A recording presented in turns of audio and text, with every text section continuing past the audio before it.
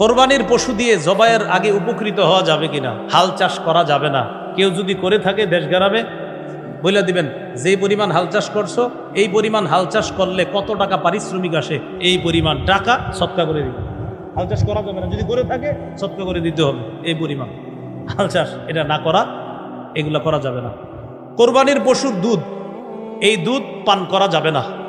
পশুর ওলানে এত পরিমাণ দুধ, যে পরিমাণ দুধের কারণে পশুর যদি কষ্ট না হয় তাহলে দুধ দহন না করা।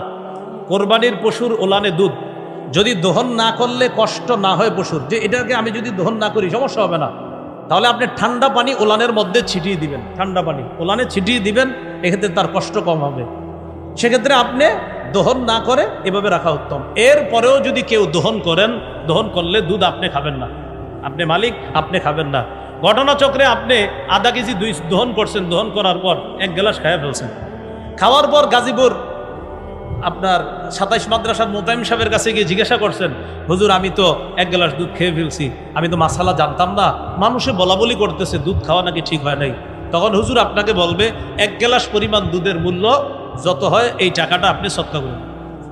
1 গ্লাস দুধের মূল্য যত হবে এই পরিমাণ টাকা সৎকা করে দিন। আপনার খাওয়াটা কি হয় নাই? ঠিক হয় নাই। হ্যাঁ।